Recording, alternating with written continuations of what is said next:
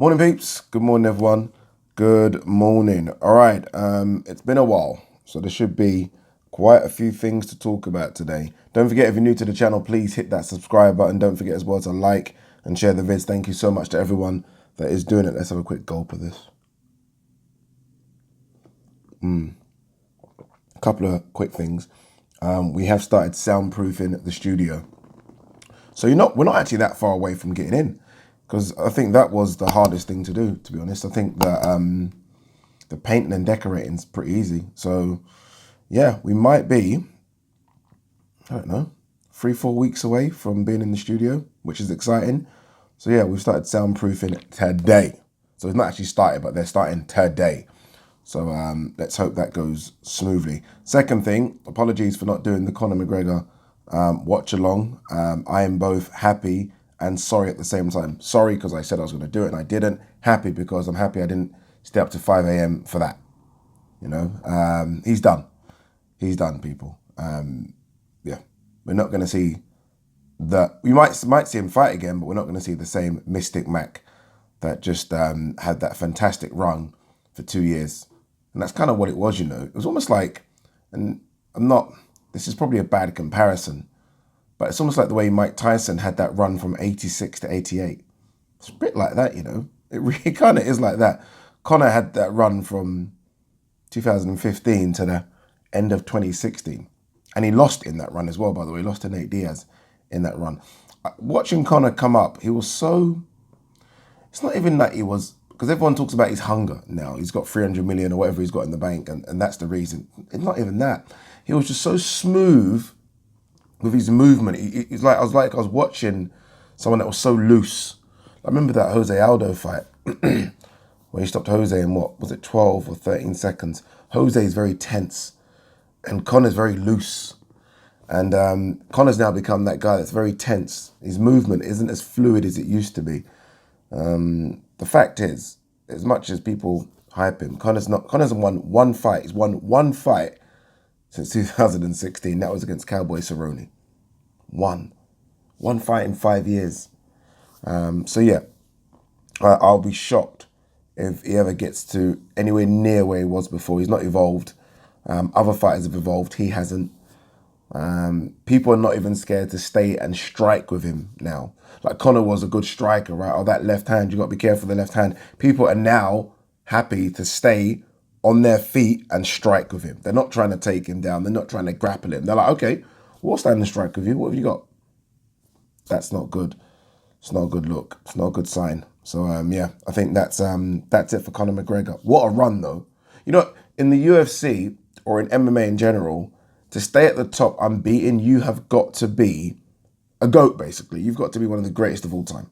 Like, you've got to be George St. Pierre. You've got to be Jordan Jones. You've got to be Khabib. You've got to be Anderson Silva. It's so difficult to do. You eventually will get beaten. It's just going to happen. That's why what Khabib and John Jones have done is incredible. Because eventually you should get beaten, because the sport is evolving so much. People are learning different things all the time. And if you stay where you are, you're going to be left behind. Hence why even John Jones, we started to see slippage of him. And John Jones, for me, is the greatest of all time. But we have to be honest, John Jones's last 3-4 fights, I mean, they've started to catch up as well. Which is how the sport is. People are getting better and better all the time.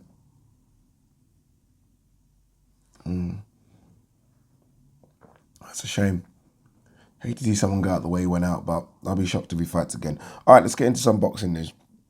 Lyndon Arthur obviously won over the weekend. I haven't watched any fights. I've just been covering the Euros.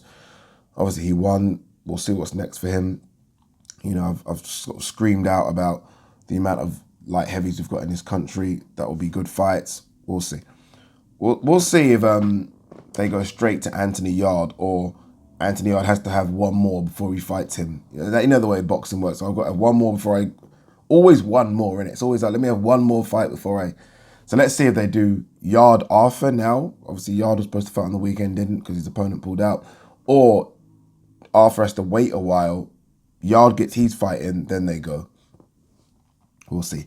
Demetrius Andrade puts pressure on the zone to force Golovkin to unify. He ain't forcing Golovkin to do anything. Tell you that now. I mean, I've seen Golovkin tweet a few things in the last couple of days, and he says he fights for his fans and for him and for no one else.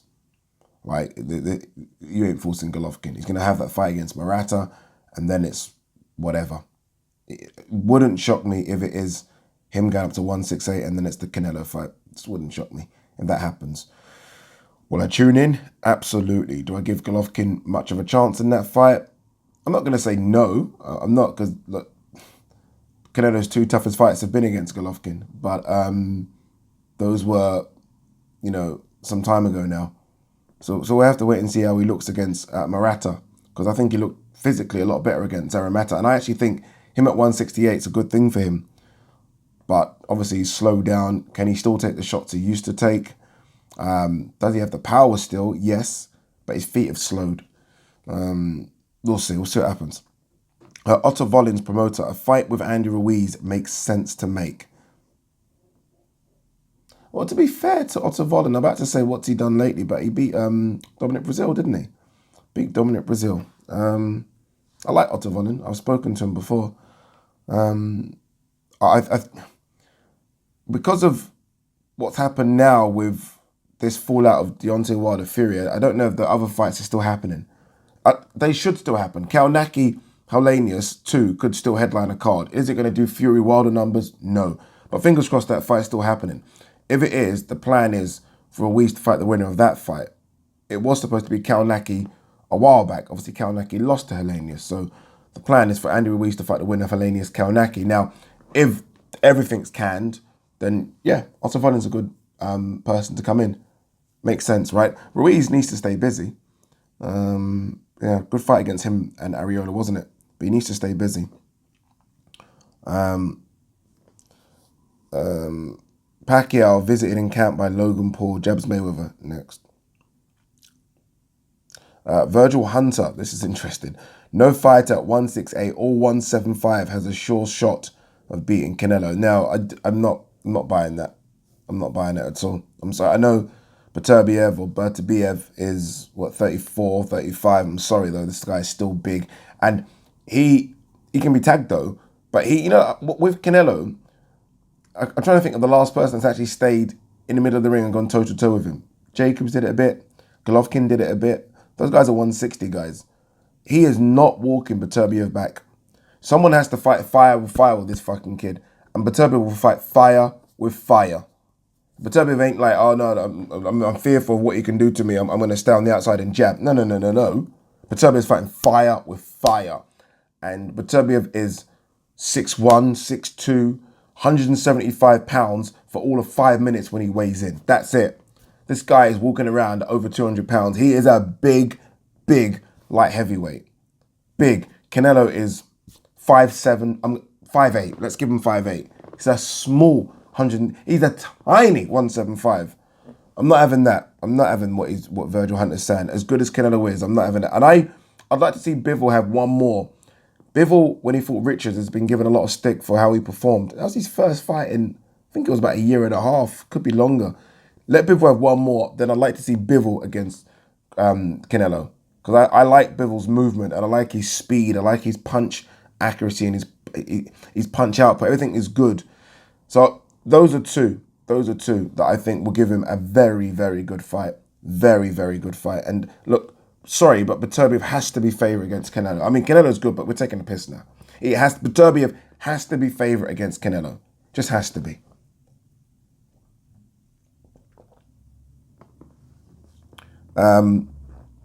Manny Pacquiao, it's a good thing I was off for 2 years. I feel hungry, dedicated to my training. It's not a good thing. Well, then again, look, I don't know how you weigh this up. Like at his age, I don't know how long you weigh up just rest as opposed to getting rusty.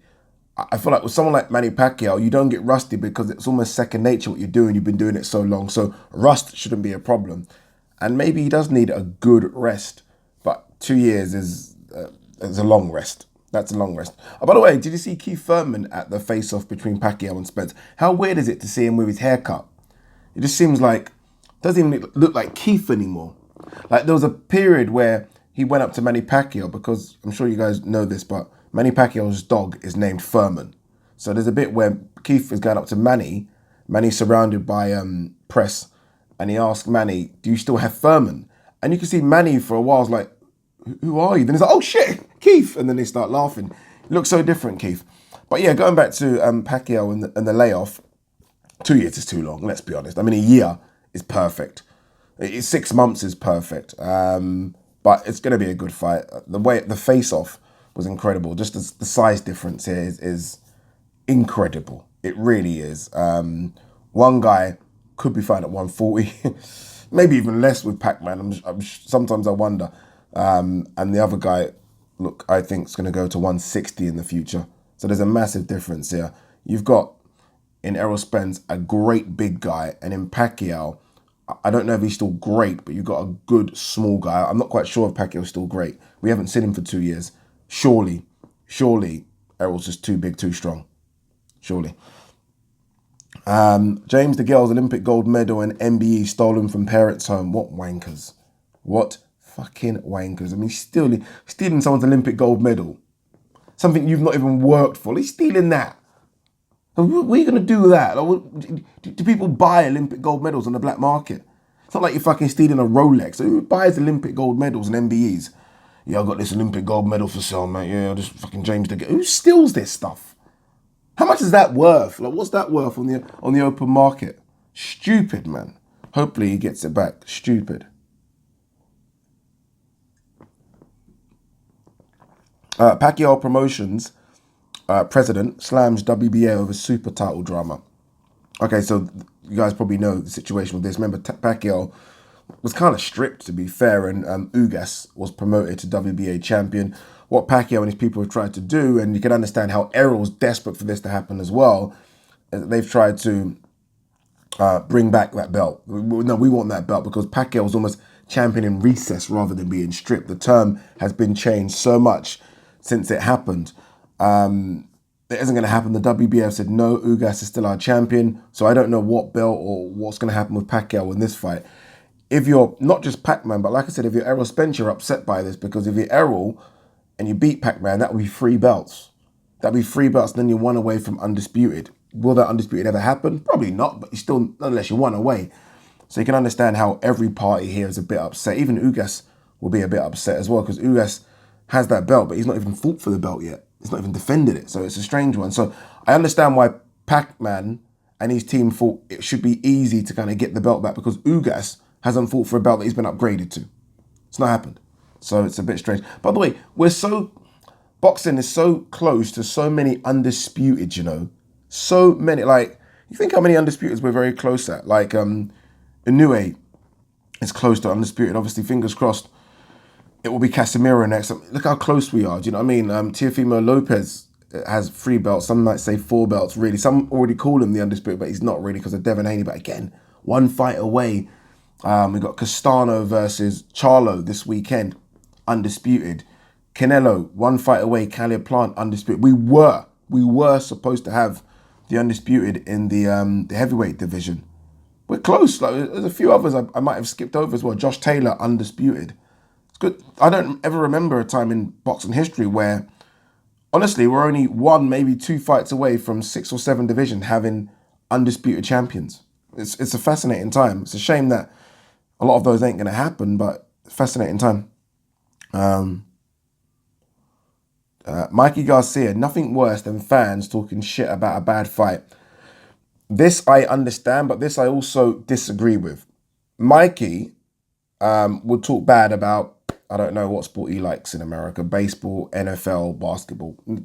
Is Mikey going to sit there and not critique them? It's like fighters, it's like you can't critique fighters because obviously the danger of the sport. Yet fighters will be the first people to jump onto social media and critique the sport they're watching. They do it all the time.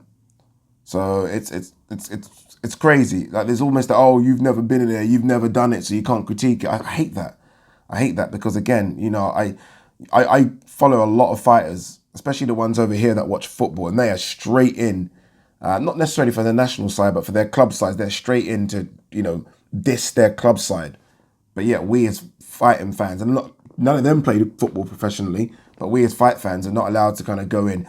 The reason I say I understand it is because The amount of effort these fighters put in, especially the ones that have done it all the right way. They've lived the life. It's a hard camp, hard fight, and then something goes wrong in a fight, or they're just simply not good enough, and then we go on social media and say, they're rubbish. I've stopped doing it. I've refrained from doing it. I don't like doing it anymore, just because you meet the fighters and you go and watch them in camp and you watch them spar, and they're giving everything. So when they do lose, they've just lost to a better man, or when they've stepped up, they've just stepped up and just been beaten. And I understand that. To give them critique for that, it's tough to do. That's why if you follow me on social media, I no longer do it, just because I see what they go through in the lead up to the fight, and it's brutal. The weight cuts are brutal. Most of them, they won't admit it, but I'd say about 80% of fighters are going into the ring injured just because of what they put their body through. Like, remember, think especially when you're cutting weight, like the heavyweights are lucky, but if you're cutting weight, so you're depleting your body, but you're still expected to go to gear 5 and gear 6 in order to still stay sharp in sparring, but your body's lacking all the nutrients it needs really to kind of keep it going for a camp. So it's a difficult one. I understand it. What we got here? By the way, I haven't spoke about this one. I might do a separate video. Charlo versus Castano is a brilliant fight. It's a fucking brilliant fight. I'm telling you now. Like, if Castano can, like, the worst thing Castano can do here is sit off Charlo and allow Charlo to box. Charlo likes to get into a scrap. Let him get into a scrap. That's what you want. Castano almost wants to force, in this fight, Charlo to go to war. And if Charlo dare goes to war with Castano, then ladies and gentlemen, boys and girls, you have a treat Saturday night or the early hours of Sunday morning. I don't even know who's showing it over here. It might be Fight TV. I'm not even going to promise about doing a watch long because I've flopped you guys a few times, but we'll see in the lead up to it. But it's a great fight. It really is a great fight. I feel like when this fight was announced, a few were like, oh, it's a great fight. It's an undisputed fight. All the marbles. I mean, so this is it. Charlo wins, goes to 160. Castano wins, rematch. It's going to be fantastic. It's going to be a really, really good fight. Lamar Odom to fight again, October 10th for Miami. Malignaggi also on the card. Oh, God, Malignaggi, what are you doing, man? I know this story already. Malignaggi's fighting a guy from TikTok or something. Just hate the route he's going down, Paulie. Done the bare knuckle fight, didn't he? Against Artem Lobov, former UFC fighter, and now he's doing this. I look, if they're offering silly money, then do it. He's fighting a TikToker. This is better than the bare knuckle stuff for me. He's fighting a TikToker. So Malignaggi should destroy him, but we'll see. Dennis McCann expects a big push within the next 12 months. Love Dennis McCann. I was doing something with Carl Frampton the other day. We had a little Zoom chat, and I mentioned Dennis McCann. I think Carl did as well, as one of the stars to look out for in the next 12 months. He's exciting, McCann. Really is exciting, and Frank's got one. This is what Frank does, though, doesn't he? Frank, like, this is no discredit to Eddie, because Eddie started to do it, because Eddie used to get a lot of criticism for not doing it, like getting a fight from scratch and building them up. We've seen it now with Conor, that Eddie's done that now, but this is Frank's bread and butter. Get a fighter from scratch, build them up, and then Eddie nicks them. Eddie Hearn, Wilder looks exactly the same. You won't teach him new tricks. No, not this stage. You won't teach. This is all mental now. We're not trying to improve Wilder's boxing skills. You're trying to improve his mental state after that defeat. Looks like the fight's going to happen again in October. Whatever. A lot of you were talking about the arbitration. Like, the arbitration case initially said the fight has to happen in September. They've asked the lawyers to extend, to which I think they have extended. I'm not 100% sure on that, but I do think that is the case. So, yeah, man, we have to wait out and see what's going on. I still wait to see what's going on with this AJ Usyk announcement. I mean, again, to be fair, the fight was rumoured to be September 25th. And what are we now? July 12th? So we are still a bit away from it. There's still a couple of months here, but you'd like a big fight to be announced now. I don't know what's going on. There's a few crossing the I's and dotting the T's. Gilberto Ramirez views Caleb Plant as tough fight for Canelo. Well done to Gilberto Ramirez. Got a good win over the weekend. He's a tough fight for Canelo at 175. See, that he's another one where like give Gilberto one more fight, I think, at 175, just one more. What do you beat? He beat Sullivan Barrera, right? Give him one more fight at 175, and then I'd like to see him in with Joe Smith or Ramirez or Bivol. In fact, he could go in there right now with them. I mean, this is an unbeaten fighter coming up. But I just want to see one more at the bigger weight class, and then eventually he's one down the road for Canelo. Him versus Canelo in Mexico is huge. So let's see. Good win for Jojo Diaz at the weekend as well. Another name now in that lightweight mix, 135 pounds. Big win over Fortuna. Big win. So let's see. I mean, I don't know how you guys had it on the scorecards. I think a lot of people had it like 115, 112, I think it was on the scorecards. I think. Could be wrong there. But again, we mentioned those names at 135 already, haven't we? You add Jojo Diaz in there now. It's now sort of 6 or 7 very, very highly skilled boxers. More than that. But 6 or 7 that the casuals know, but there's way more than that below.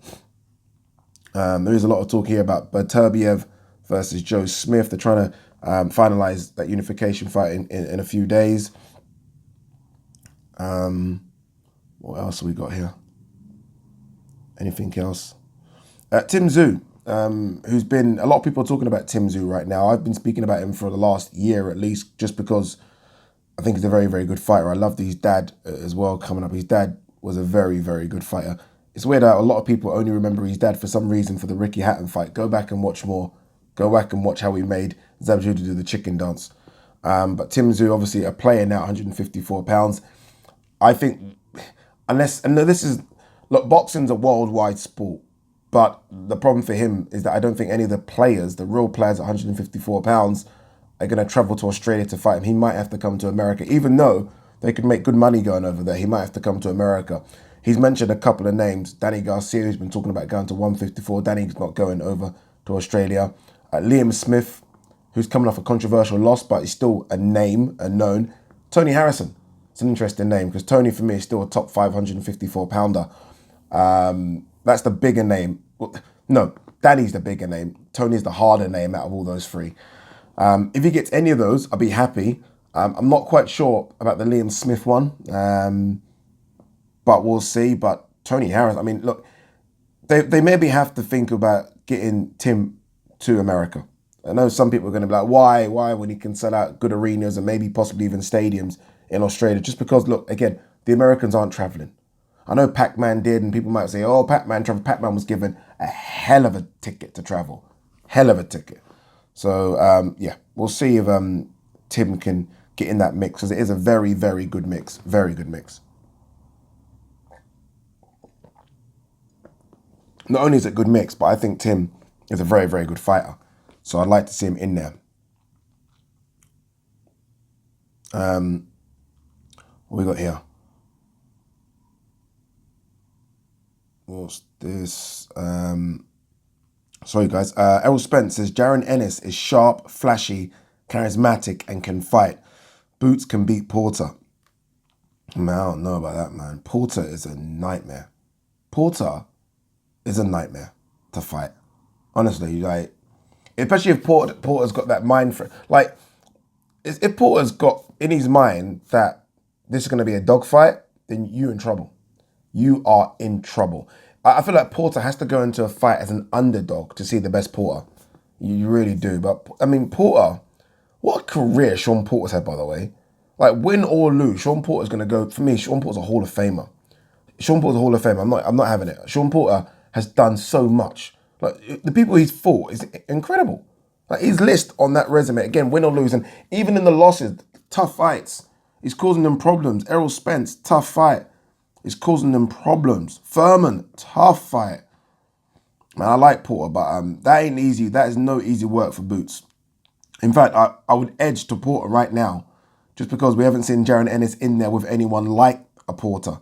I think Ennis is fighting Kavialaskas, I think, next, which would be interesting. But, I mean, again, I'm not quite sure what's left with Porter, but if there's anything left, then Porter's a tough night's work for anyone. Like, it's almost a case of, I don't want that work. I do not want that work. Danny did say one thing. Danny Garcia was talking about him. Danny says he can't punch. Like, it's not powerful, but he makes you work. So that might be interesting. Like, if he can't keep, like, if Jaron Ennis feels the power and it's not there, then it might be a hard night's work for Porter. But yeah, I would favour Porter still. I really would. Anything else?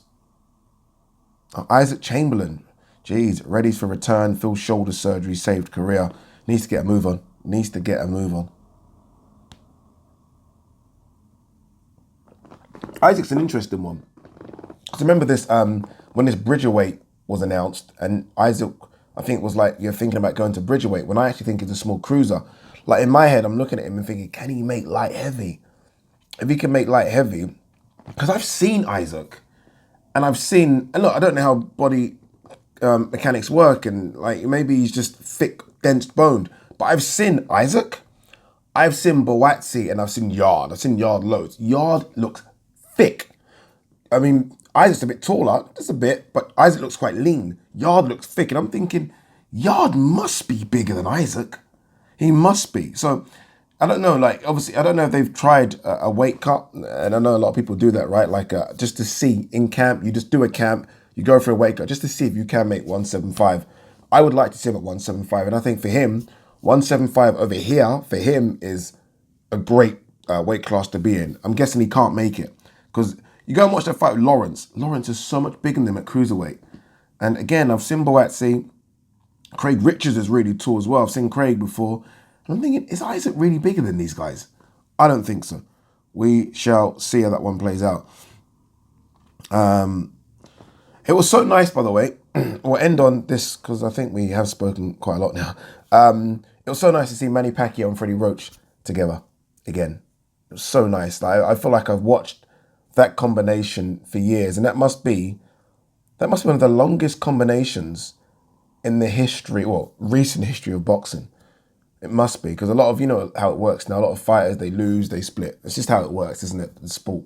But they've been together forever, and just to see Roach, who isn't as sort of able as he once was, but just to see him on the pads, and for Pacman to be throwing the pads, smashing the pads, it was just so nice. And let's enjoy this ride, because this probably is the last one.